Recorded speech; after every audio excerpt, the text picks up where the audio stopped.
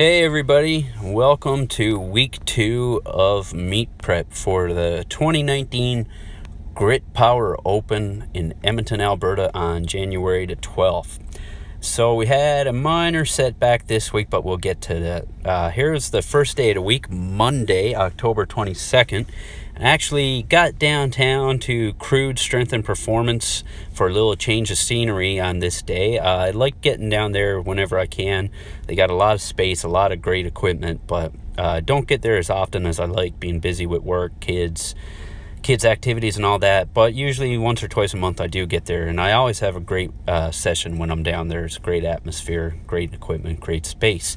So if you're in Fort McMurray, you should definitely check out that gym. So anyway, this was my heavier squat day, still playing with the safety squat bar to get my elbows back in shape. So we did 3 sets here at 347 pounds because this bar weighs 52 pounds. Now, this was 3 sets of 5. A few weeks ago, I did this weight for like 3 sets of 3, so this was up a lot. I had to flip the hat around backwards like Sylvester Stallone style and over the top to get that last set of 5. It was tough. So then after that, we went into deadlifts. This is my heavier deadlift day where I'm doing all singles. Did 12 singles at 475 pounds. This was tough as hell.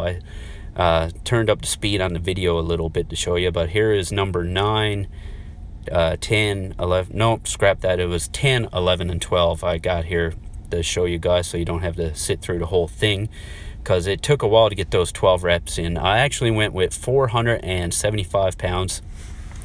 The week before I did 10 reps, 10 singles at 455, but that was in my garage on my Ohio power bar. Down at Crude, I just used their Texas power bar, so it's not so stiff as my Ohio bar, so that's why I jumped up 20 pounds.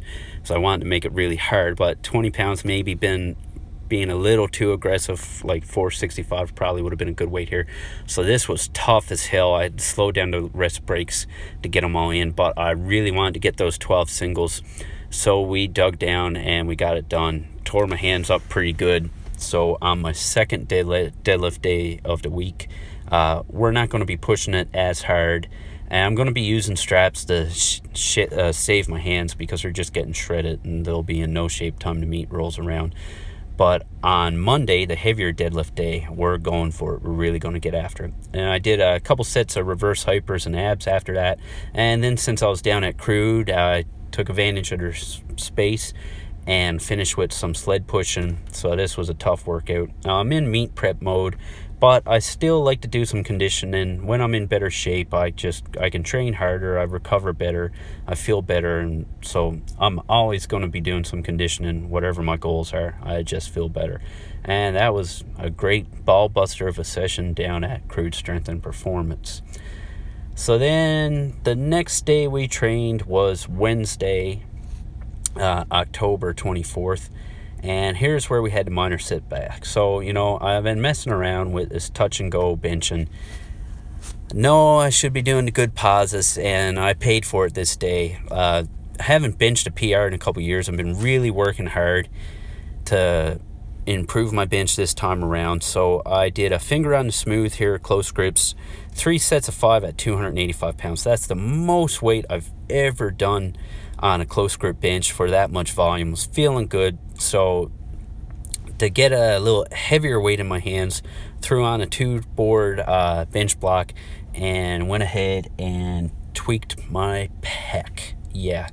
So fortunately, I don't think it's very serious. I got a little tiny bit of a bruise, nothing too bad, just some tightness. And normally I'd probably go ahead and train right through it, but I really want to bench a big number, hit a PR at this upcoming meet. So we're going to be smart about it, and we're going to take it easy for a couple weeks. So what I've been doing is on my bench days following this, I went really, really light. And every day I've been working to get a lot of blood into that sore pec. I'm doing a ton of reps with small dumbbells, putting a heat pack on it, doing some band stretching.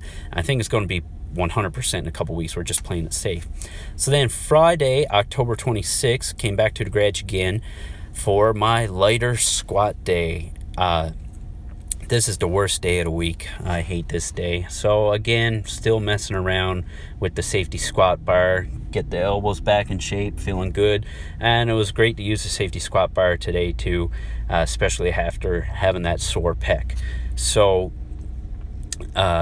we got one more week after this week with the safety squat bar, and then we're going to go to a competition squat on the heavy day and probably keep the safety squat bar in on the lighter day for a few more weeks.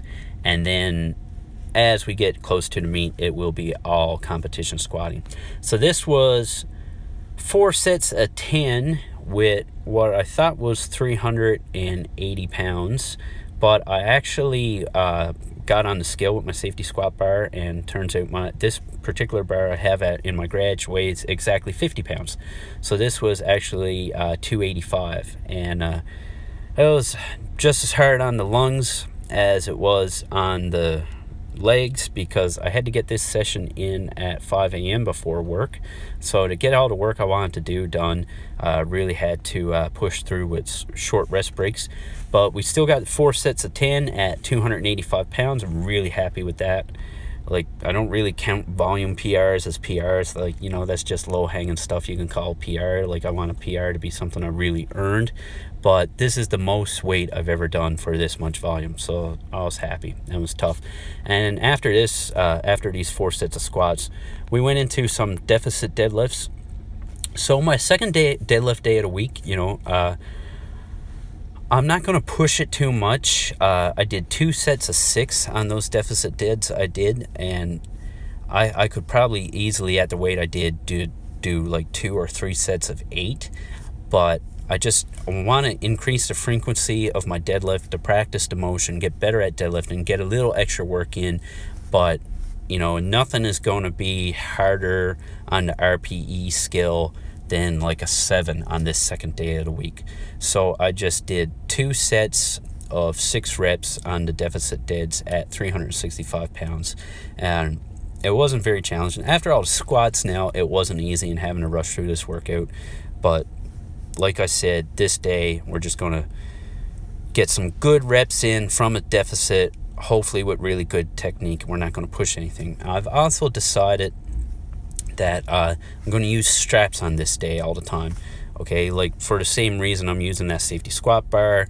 It will give my elbows a break, because I really need my elbows to get healthy. And my Ohio bar I have here in my garage, and also the Texas Power Bar we have down at Crude Strength, they just shred my hands. My hands are a mess. So, I can't show up at a competition with torn up hands. That's definitely going to take some pounds off your deadlift. So that to keep my hands in good shape, using straps the second day, and elbows feeling good. I've never had a problem with my grip anyway. So on my heavier deadlift day, when I'm not using the straps, I'll just hold these deadlifts a little bit longer for the last couple singles to make sure I'm getting some good grip work in. So then Saturday, October 27th. This was a bummer. This was frustrating as hell. But I got to take care of that pec. So we just did 135 on the Swiss bar, because that felt better than the straight bar, for some reps to get some blood in there. And then we busted through this circuit 3 times.